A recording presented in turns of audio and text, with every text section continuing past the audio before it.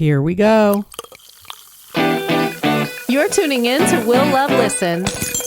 Now listen.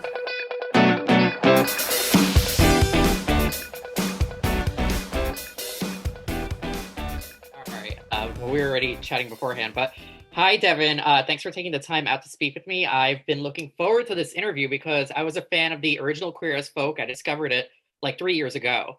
And once I found out that they were doing like a new adaptation of it, like a current version, was like all hyped. And I was like, I definitely have to, speak with someone from the cast. And I read like about the characters, and I feel like I kind of correlate a little bit with your character. I mean, you could correct me if I'm wrong as we get into this. All right. But how are you? How are things going? Oh, things are really amazing. I really, truly, I know it's going to sound a little cheesy, but feel like I'm living the dream, Currently feel like the luckiest guy on the planet. That's awesome. Yeah. Were you before you got cast, did you watch the original series, or were you a fan of it? Were you familiar with the show at all? Yeah, I actually found it in like my early 20s on the internet. I remember I was like Googling on my phone, like boys kissing, and I found like clips of the show. And then it wasn't until much later after I got involved with the show that I actually went back and watched all the seasons, the UK and the American version. Oh, nice. Okay. Mm-hmm. Well, that was good. What did you think of the original? Oh, honestly, I thought that it was like really important, for the people who needed it in that time. I think you can still go back and watch those shows and get something that is deeply meaningful to you. And it made me even more excited to get to tell kind of a legacy story and a reimagining of the show. My hope is that, like if a show that could be a show that is very focused on one type of person. I mean, the originals could be that impactful to generations. How much more impactful is a show that kind of broadens the spectrum and shows you all different colors and lived experiences in a city like New Orleans? And yeah, I'm really excited to see the impact that our show has. I think it's going to be really interesting because the original was set and filmed like circa 2000 to 2005, which feels like a century ago.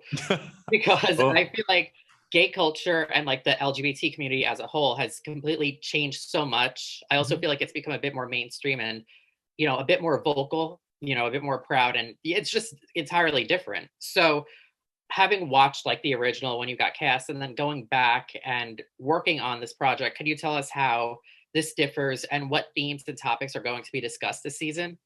Oh, absolutely. What you're going to see in our show that you might not have seen in the originals. We talk about gender identities. We talk about what it's like being a person of color in the world. What we talk about things like Brodie, my character, he's adopted, and what's it like being raised by two white people in the South. We touch on, we have characters who are drag queens and people who have different disabilities. I mean, really, like we do a really good job of being super diverse and authentic while also just being our authentic selves. The show really doesn't feel like it's pushing an agenda or like trying to shove anything down people's throats. That's what I'm most proud of. It's just a show that is showing humanity in its queerness, and it's honestly, it's beautiful.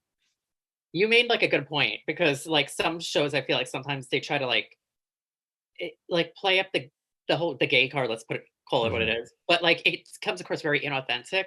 So it's good to know that this, I mean, it's Queer as Folk, so obviously it's going to be natural, but it's good to know that like, it's natural. And I like the added elements, like you said, like identity and like your character, for example. I think it's in the adoption aspect intrigues me. Maybe I'm partial because I was adopted from Colombia as an infant, but I was raised like by a white family, by like an Italian family. So like I kind of get that, and I haven't even watched the first episode yet. Yeah. But that's interesting. And then your character, according to the description, it says that you're a bit of a commitment phobe, and I feel like that's probably a big chunk of the gay community, or at least every guy I've dated, and even me at times. Right. So let's get into your character a little bit. Why is he a commitment phobe? Like, do we discover like some issues he's dealing with or things he's been through? Tell us as much as you can. Yeah, what's so exciting about what you told me earlier, Will, is that you're adopted. Yeah, I myself am adopted as well. Oh, in real And life too. yeah. And Okay. so what's so cool about that is I think that I can only speak from my experience, but I grew up with this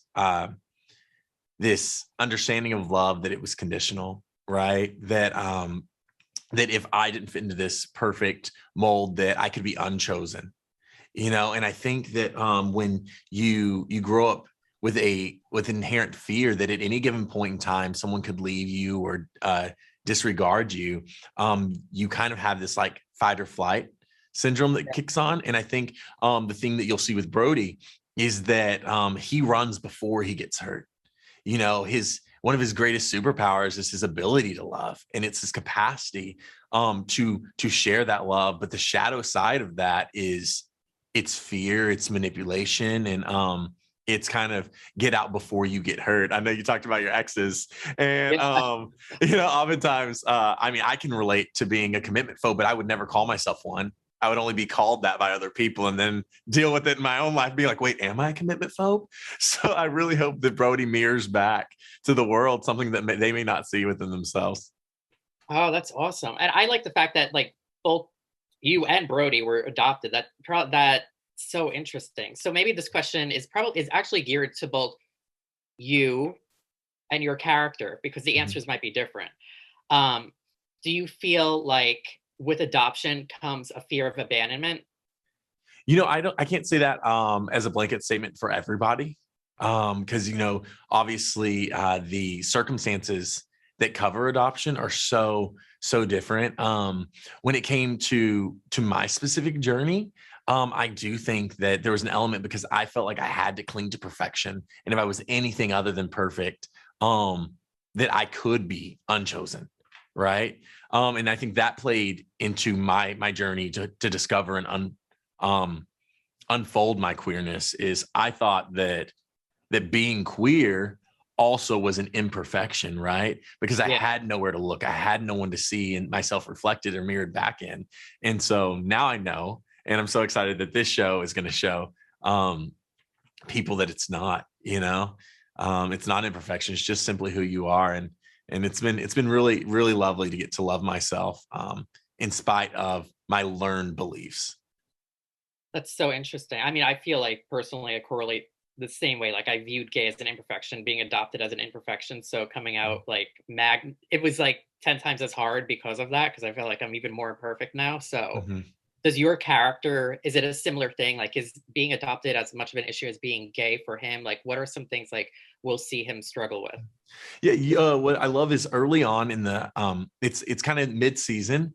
There is an episode where it takes Brodie back to high school, and you get to see him when he wasn't out, when he is dealing with kind of fitting into a mold that it doesn't really fit. It's fitting into a mold that is perfect, right? And I think it's so cool to hold that as a measure as to where he is now. When you first meet him, when you first meet Brodie, he's this charming, like very larger than life, some people call him chaotic, a charm monster, right? And then so to imagine him as this kid who was very rule following and straight and in the closet is something that I think a lot of us don't give credit to how far we've come as individuals in remembrance of where we actually came from. And so yeah, it's definitely a theme that you'll see.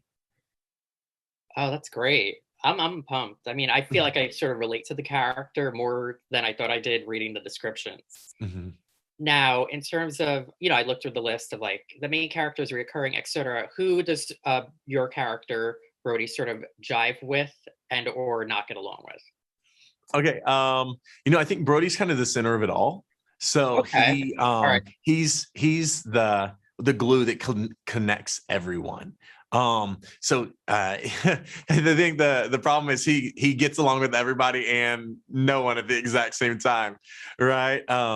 So his best friend on the entire planet is Ruthie, played by Jesse James Keitel, and it's been so lovely because Jesse has become one of my best friends in real life.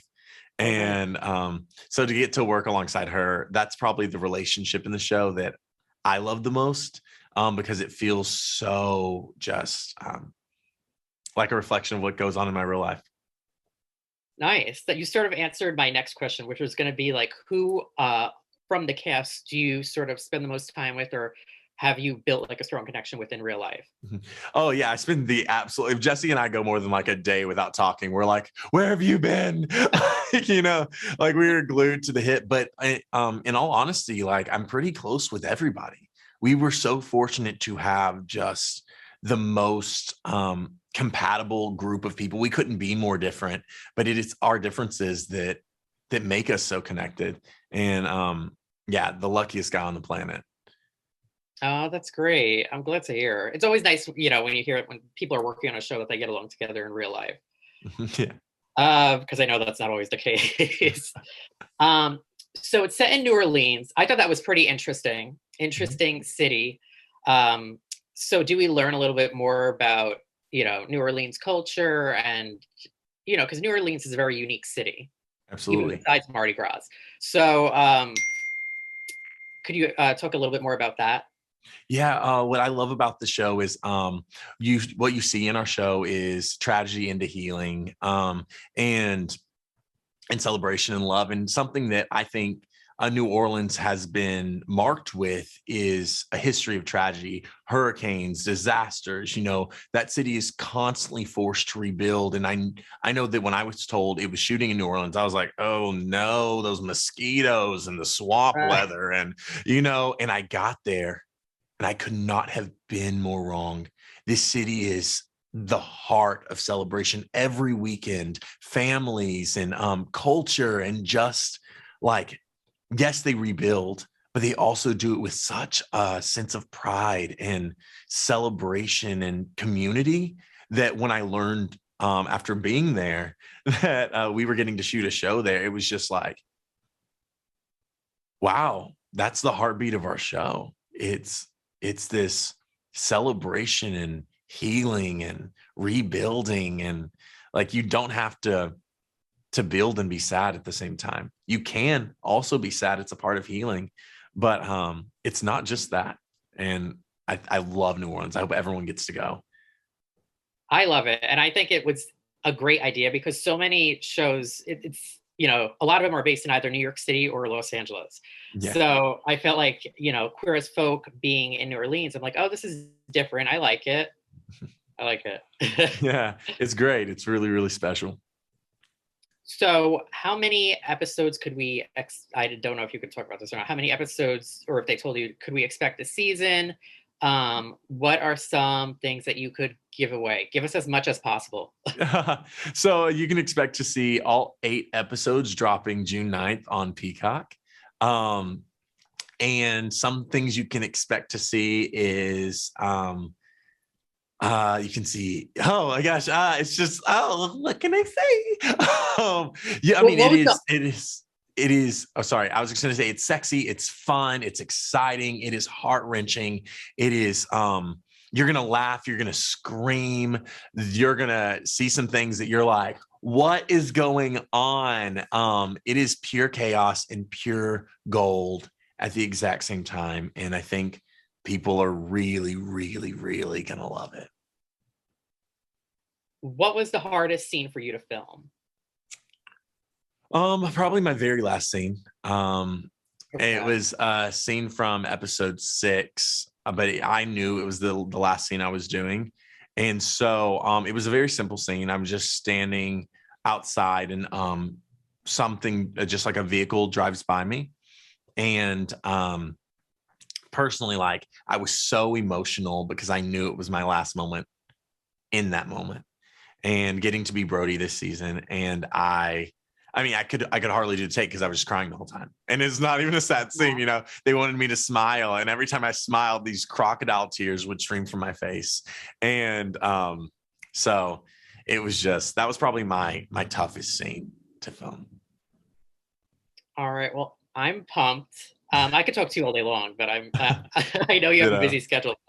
I'm pumped. Thanks for taking the time to speak with me today and answering my questions. And lastly, where can people find you? What are all your social media handles, website, etc.? Oh, I'm mainly on Instagram. It's at the Devin Way, and TheDevinWay, and that's really it. All right. Well, I'll definitely be following you, and I'll message you on the gram, and Amazing. tag you when everything comes out, when the magazine comes out, when the podcast comes out, all of that. Oh, thank you, Will. I appreciate that. You're welcome. Thank you. Thank you. I'll talk to you soon. All right.